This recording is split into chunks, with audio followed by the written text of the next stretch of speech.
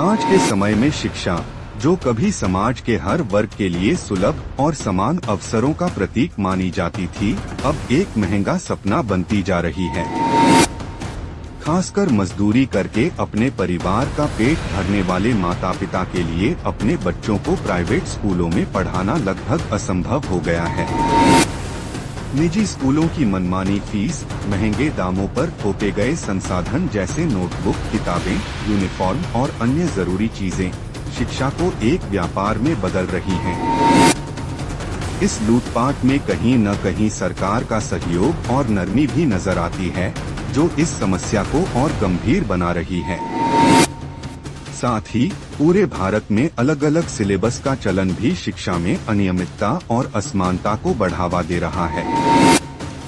सरकार से बड़े स्तर पर सुधार की उम्मीद है, ताकि शिक्षा हर बच्चे का अधिकार बनी रहे, न कि सिर्फ संपन्न वर्ग की सुविधा। स्कूलों में फीस की संरचना आजकल इस तरह से बनाई जा रही है कि अभिभावकों की जेब पर भारी पड़ रही है। सालाना फीस में हर साल बेतहाशा बढ़ोतरी, इसके अलावा tuition fees, development fees, transport fees और अन्य छिपे हुए शुल्क अभिभावकों को परेशान कर रहे हैं। उदाहरण के लिए, एक मध्यम वर्गीय परिवार जो महीने में 20 से 25 हजार रुपए कमाता है, उसके लिए इतने महंगाई के दौर में 5 से 6 हजार रुपए की मासिक फीस देना असंभव है। इसके अलावा स्कूल प्रबंधन द्वारा यह अनिवार्य करना कि नोटबुक, किताबें और यूनिफॉर्म स्कूल या सिर्फ उनके द्वारा निर्धारित दुकानों से ही खरीदे जाएं, वह भी बाजार से दोगुने तिगुने दामों पर, एक तरह का आर्थिक शोषण है। यह प्रथा न केवल अभिभावकों की मजबूरी का फायदा उठाती है, बल्कि शिक्षा के मूल उद्देश्य को भी कमजोर करती है। इस लूटपाट में सरकार की निष्क्रियता और कई बार मौन सहमति साफ दिखाई देती है। निजी स्कूलों पर नियंत्रण के लिए कई नियम और कानून बनाए गए हैं, लेकिन उनका पालन न के बराबर होता है।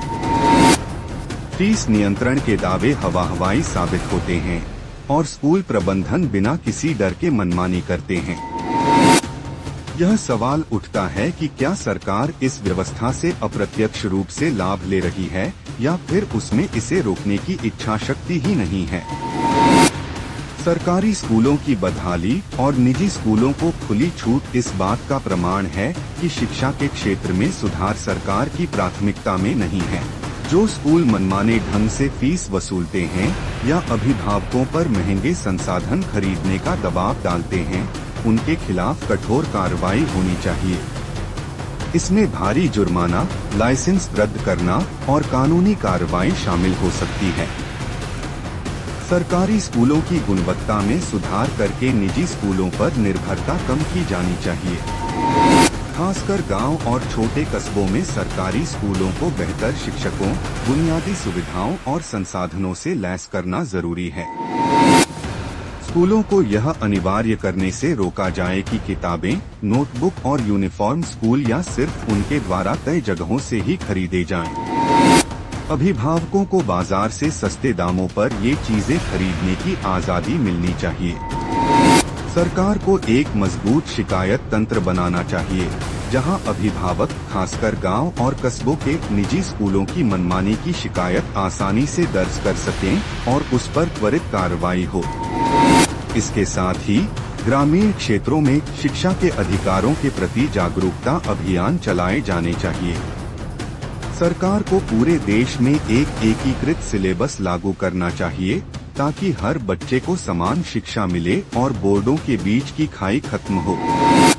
यह कदम शिक्षा में एकरूपता लाएगा और निजी स्कूलों के बेहतर सिलेबस के बहाने शोषण को रोकेगा। शिक्षा हर बच्चे का मौलिक अधिकार है और इसे एक व्यावसायिक मॉडल में तब्दील होने से रोकना हम सबकी जिम्मेदारी है। निजी स्कूलों की मनमानी और बढ़ते खर्च ने आम आदमी, खासकर गांव और छोटे कस्बों के अभिभावकों के लिए अपने बच्चों को बेहतर शिक्षा देने के सपने को मुश्किल बना दिया है।